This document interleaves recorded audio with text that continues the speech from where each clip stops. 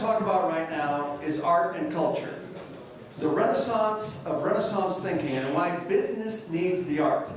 And who better than Madrid's own Renaissance man from the state of Israel, Nir Hindi. Ladies and gentlemen, join me in welcoming Nir Hindi.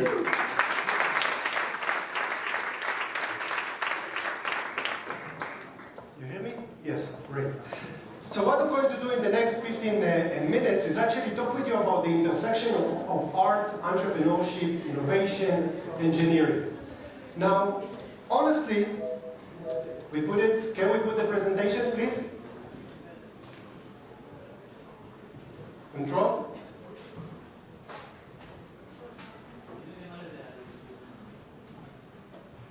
That's what's nice about technology. It's surprising like human beings. Great. So, what I will do, I will talk with you about this intersection between art, design, entrepreneurship, technology, engineering. Now, honestly, I'm not here to convince you and I'm not here to sell you this idea. I'm here just to put it as an opportunity of life. What will happen if we will connect art with science, with entrepreneurship, with technology? What if we rethink the balance between right brain to left brain? Because when I grew up, I had this relation for the arts. And normally when you hear art, it can refer to music, to cinema, to many other disciplines. But when I speak about art, I speak about the fine art world. Because it relates to my own personal story. And my personal story starts with this painting. I was 7 years old, and in the painting course my parents sent me, the final project was to copy Sunflower by Van Gogh. And after I kind of finished this project, I didn't come back to the art until I was in my 20s. But while growing up, I had a big challenge, because I had big passion for art, design, architecture, but I also had big passion for business, entrepreneurship, technology.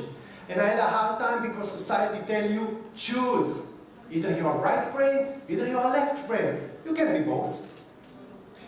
So while growing up, you know, when I was in the world of technology and I started a few companies back in Israel and I studied economics and web technologies, what we call the left brain things. But while I was a student, I also started to go back into the art world. And it struck me that entrepreneurs and artists are very similar, but they are not connected. Until one day I read an article that kind of articulated the message for me. And the main message was that entrepreneurs are the artists of the business world. And it resonates with me. It made sense. So I kind of embarked on a journey to understand how the world of art actually influenced the world of business, because it's much more obvious the other way around. And I went back to one of the most creative periods in the human history, the Renaissance. And what I saw over there is that we didn't separate art from science, art from technology, art from engineering. It was the same. It was one. So I was wondering if we are living in a different time that requires different skill set, how come we don't see a renaissance of the Renaissance thinking? So I want to give you some example and maybe raise question about how we think about success. So many of you probably know Paul Graham. Paul Graham is the guy that you want to meet because he's the one that reinvented the way we do startup. He's the one that they call him the startup guru. And the reason is because Paul Graham is the co-founder of Y Combinator. And Y Combinator is probably one of the most successful accelerators today in the world. And they brought us some of the companies that you might know. Dropbox, Airbnb, Reddit, and more. With few billions of dollars of valuation of company, probably they know what they are doing. But what I found interesting about Paul Graham is not the fact that he's a great venture capitalist or great entrepreneur or great computer scientist. What I found interesting about Paul Graham is the fact that he's a painter by training. After he graduated from computer science, he actually went on to study painting in the Accademia de Bellas Artes in Venice, and then in Rhode Island School of Design.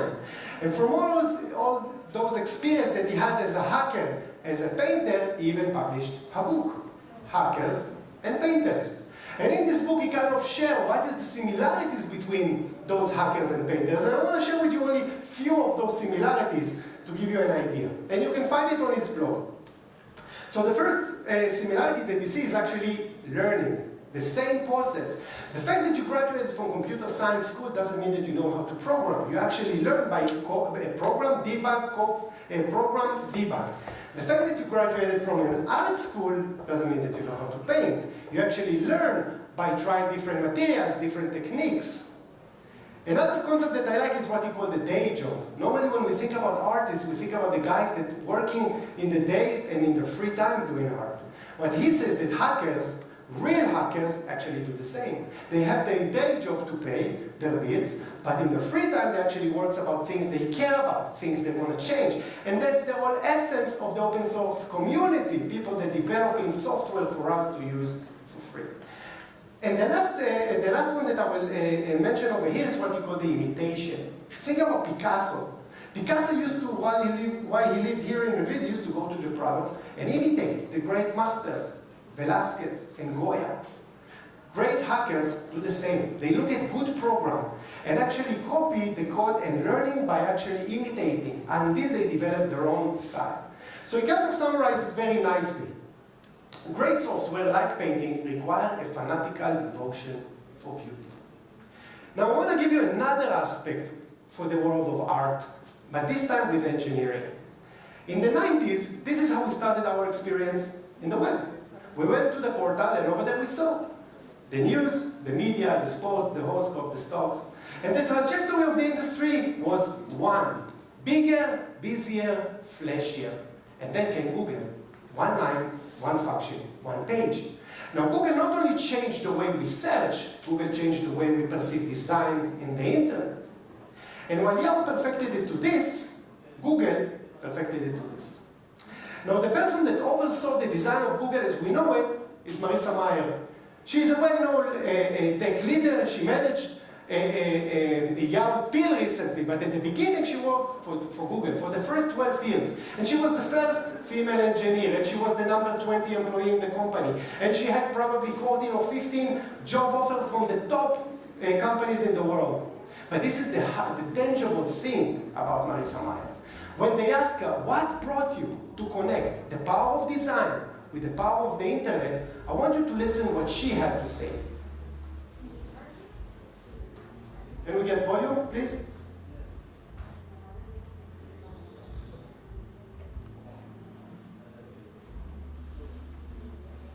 I wish I could say that it's me, but it's not. And there's two people who deserve a lot more credit than that, which is that my mother's an art teacher and my father's an engineer. And the cross product of that is someone who really loves technology. I wasn't as good an artist as my mother is, so she taught me a lot about art history and a lot about respect for art and design, but really seeing how engineering and art aren't all that different. There's a lot of symmetry between the two disciplines, and engineering that isn't beautiful has its drawbacks, and art that isn't engineered, it also in some ways is less interesting. So for me, it was always part of my life growing up. The two just always coexisted, because they coexisted in my family and in my role models. I don't think I've ever heard anyone said that before. So engineering and art aren't that different? So hackers and painters are that different, and engineering and art are that different. And I can give you many more examples of founders. From Jim McVeigh, the founder of Square, to the founders of Airbnb, to Carter, the founder of Altsy that is here with us, to the founder of Snapchat. All of them are deep-rooted in the art world. And it made me wonder, every time we think about success, we think about the tangible thing. This woman went to this school, this guy went for this technology. Maybe it's the intangible things, like art, that actually makes you successful. Maybe it's not about mastering your domain. Maybe it's about blending it with the humanistic spirit. Because many times, when I talk with managers, when I speak with other people, it seems like there is a god of innovation, that if everyone will do the same, they will get the same result. But you know what? There is only one thing that can make you innovative and creative, and it's not companies, it's people. Only innovative and creative people create those companies. So I was interested to understand how those creative people actually integrated into the companies. And of course, we cannot not talk about our design technology product without mentioning Apple and the man behind it, Steve Jobs. And Jobs saw himself as an artist. He behaved as an artist. He has a temperament of an artist. So I was interested to understand how he actually brought it into the company. And Apple have what they call the Apple University. And of course, it's a very secretive program that nobody knows exactly what's going on over there. But what we know from the media is that actually in this Apple University, they actually teach their employee about the company culture, about sales, about the product. But they also teach them about the philosophy of the design.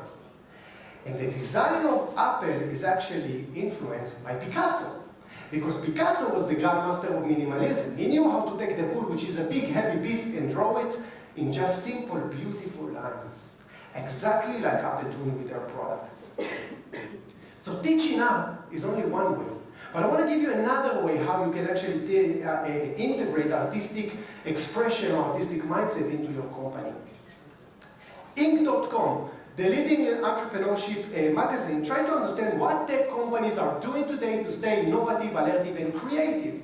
And what they found out is that actually those technology companies creating their own artist in residence program, basically inviting their artists to work with their engineering team. So of course, all the big companies have their own artist in residence program. And normally when I show these slides, everyone tell me, yeah, Nir, but they have a lot of money, they can do it. So I want to give you an example. A small startup from Silicon Valley. And Forrest, the artist that sits here, will speak just after me about what they are doing. The number 25 employee in the company was Forrest, an artist in a tech company. Why? Because they realized that creativity cannot be found only in one side of the population. It can be found everywhere with art and science. So I kind of like to close this chapter by telling you that creativity, it's a matter of commitment. It's not a matter of resources. Normally when we get to art and creativity, this is the first thing we cut out of the budget. So I want to share with you some trends that I saw. Who will be the future individuals and how they connect to this world of art?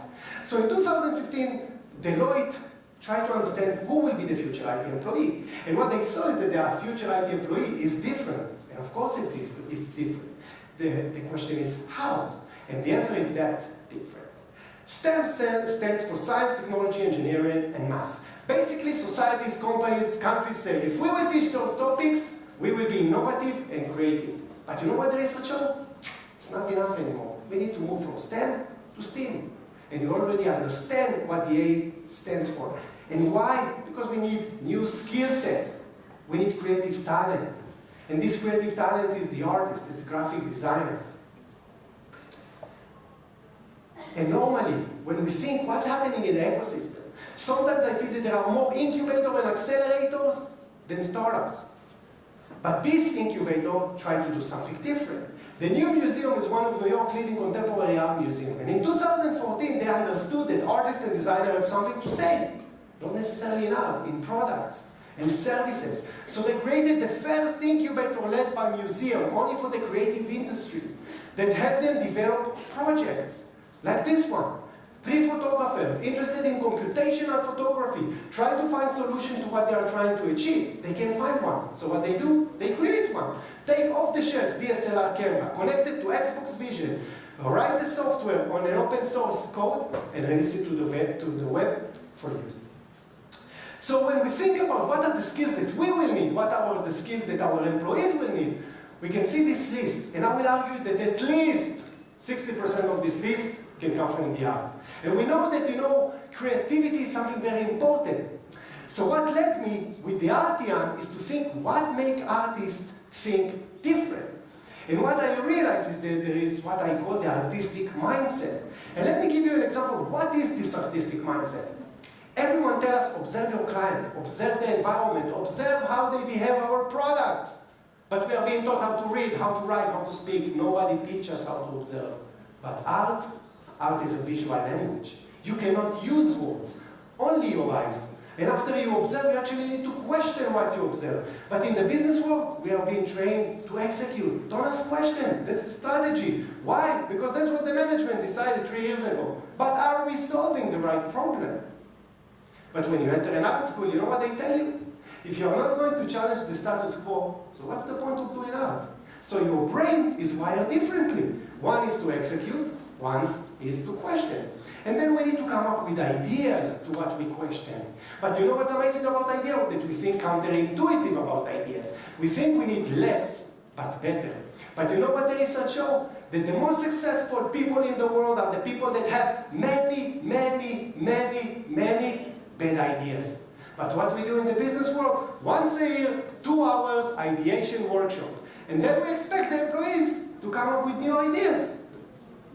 And above all, we need to associate, take things from different disciplines and connect them. And what struck me is when I read this book, The Innovator DNA, a research come from Harvard that became a book that tried to understand what makes a CEO or founder an innovative person. And at least 3 out of those skills that I mentioned, you can find in innovative CEOs and founders. So I want you to think about it in the following way. First of all, do your organization actually prepare your employees? Do you train them for what they need? Because at the end, I would all the time think about it in the following. If you will give me the money, the know-how, the technology, the people, the map to climb the mountain of Everest, can I do it? Me, Nir? Probably not. Because I'm not fit mentally, I'm not prepared emotionally, and I'm not ready physically. It is the same with the mountain of innovation. Don't expect your people to come up with new ideas and actually able to execute them if they are not prepared and trained for it. So I want to leave you with a few things to think about. Remember how I started my presentation? It's all about the balance. I'm not here to say we need to rechange the balance. It's to rethink how we balance. So analytical thinking is very important, but intuitive thinking is very important as well. And art is a space when it can be developed. Innovation will come from asking different questions, not what our competitors are doing, how we can do a little bit better. What if? Why not? And your role as founders and managers, as CEO, is actually to balance between exploration to exploitation of innovation, between the invention of business to administration of business, between originality and mastery. Because at the end, yes, practice makes perfect, but it doesn't make new. So I want to leave you with another thing to think about. Art is not decoration. Art is exploration. Artists frame the world, artists frame the future in a way that we can see and understand. And art education is not about how to paint a good painting. Art education is an education for a flexible mind. It's an education for a way of thinking that actually look at the world, ask questions, and try to offer new solutions. So I want to leave you with one question. Is it possible for us to realize that the dilemmas that we are facing today cannot be solved by the traditional methods, behaviors, and tools? I know the answer for myself. I hope you will do too. Thank you very much.